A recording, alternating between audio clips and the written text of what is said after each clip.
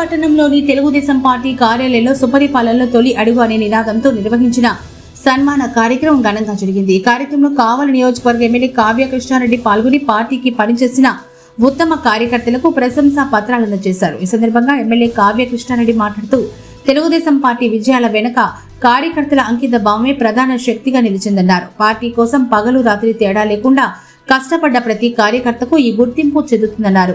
రాష్ట్ర రాజకీయాల్లో భవిష్యత్తు నాయకులుగా ముఖ్యమంత్రి నారా చంద్రబాబు నాయుడు, మంత్రి నారా లోకేష్ బాబు నిలుస్తారని ఎమ్మెల్యే కావ్య కృష్ణారెడ్డి అన్నారు.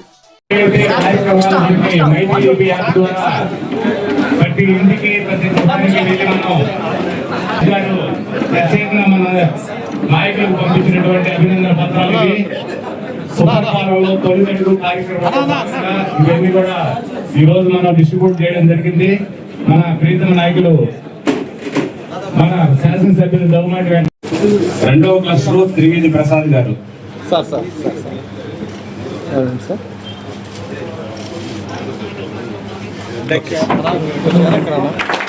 నాలుగవ క్లస్టర్ కల్లగుంట మధుబాబు నాయుడు గారు.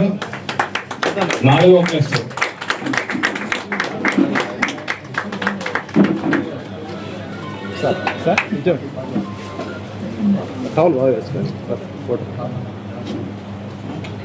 ప్రింట్ అంతే రట్టమ్మా సార్ మొదటి నైట్ యూనిట్ ఇన్ఛార్జీలు రూరల్ మండలం town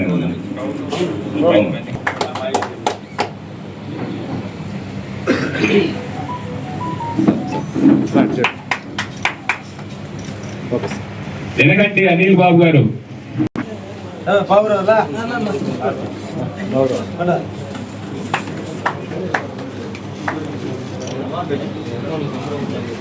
ఇరుముకుల Durga Murali Pavan garu unit incharge.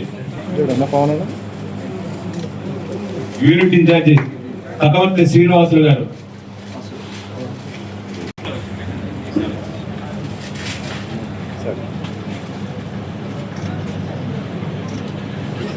Booth incharge Sheikh Qamar. Booth incharge Madduru Venkatakrishna. Madduru Venkatakrishna garu booth incharge Kaliki Girish garu. Kaliki Girish.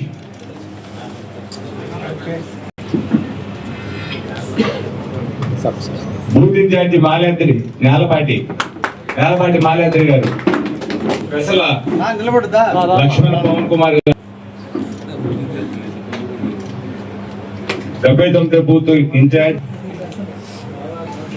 Manubolu Srinivasulu గారు. 84 బూత్.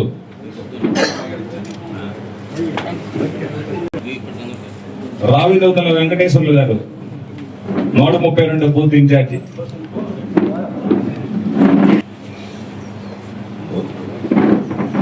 కిషోర్ గారు 55 బూత్ చిత్రణ.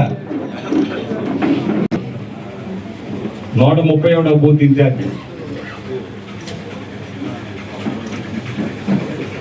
వద్దరుపాడు అడవిరాజుపాలెం 15వ బూత్.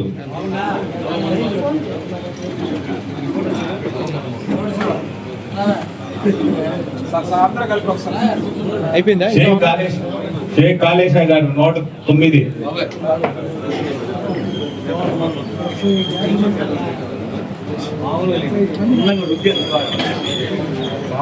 ఆసిఫ్ అహ్మద్.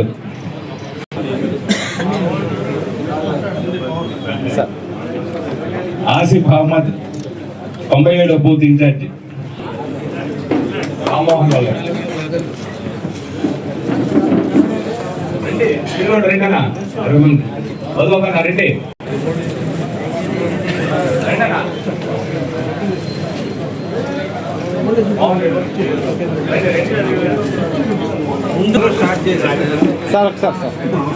మోర్ల శివకుమార్ గారు 129వ బూత్.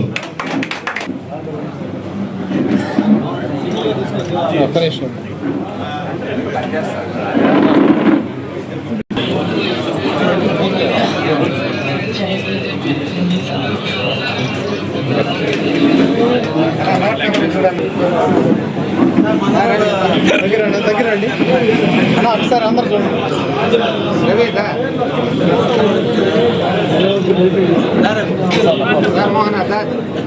పోయాడు బూత్ ఇన్ఛార్జ్.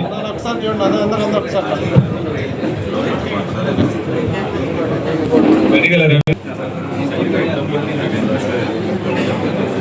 కారం గారి చిట్టుబాబు గారు,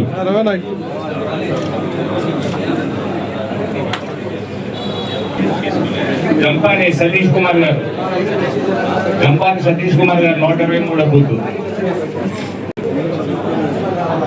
పంపు తాతయ్య గారు బూత్ నెంబర్ 6 ఆర్సీ పాలెం. కావలి రోడ్ల మండలం నుంచి మనకి అభినందన పత్రాలు 9 వచ్చినాయి. 9 మనం రిసీవ్ చేసుకున్నాం.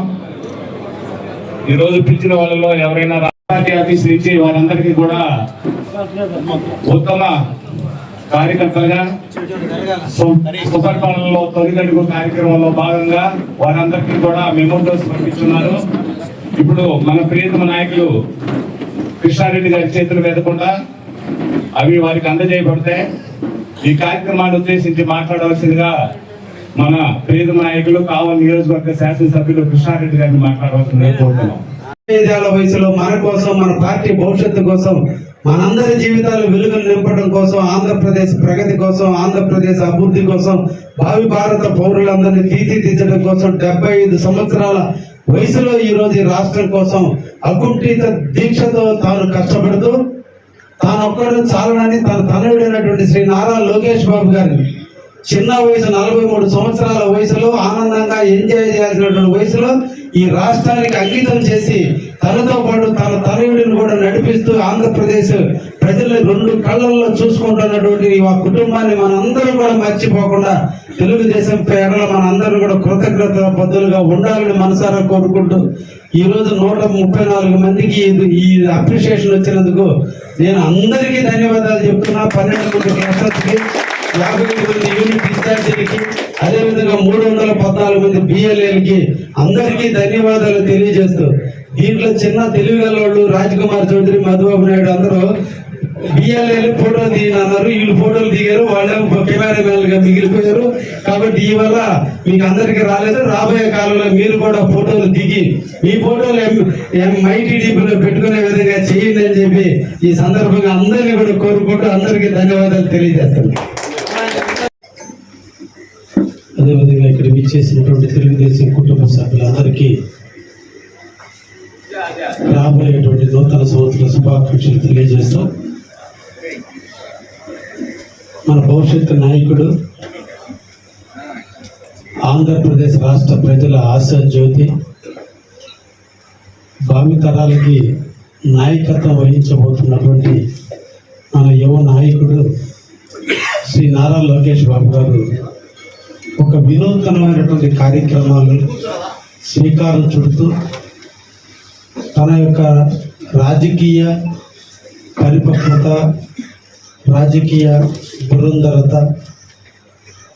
ఈ రాష్ట్రాన్ని ఒకవైపు ఇండస్ట్రియల్ పరంగా అభివృద్ధి చేస్తూ భావి భారత పౌరులైనటువంటి విద్యార్థులకి నాణ్యమైన విద్యను అభ్యసించే విధంగా వ్యవస్థని మార్పులు తెస్తూ తెలుగుదేశం పార్టీని భవిష్యత్తులో ఒక ఉన్నతమైనటువంటి పార్టీగా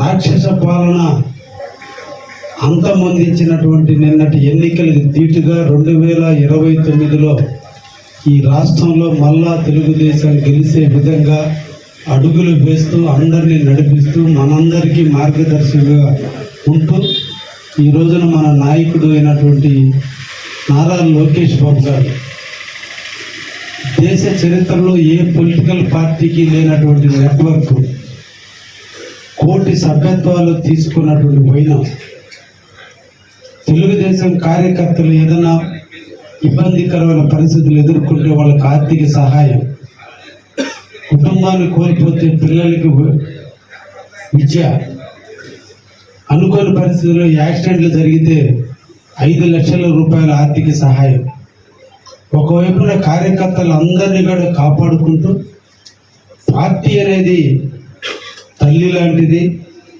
ఆ మహావృక్షాన్ని పెంచుకుంటూ పోవాలి. పెంచుకుంటూ పోతున్నప్పుడే ఆ చెట్టు నీడన కార్యకర్తలందరూ సేద తీరడానికి అవకాశం ఉంటుంది. ఎక్కడో ఒక ఆవేశమైన నిర్ణయాలు తీసుకుంటే దానివల్ల మనం 5 సంవత్సరాలు మళ్ళా పరితపించాల్సి ఉంటుంది.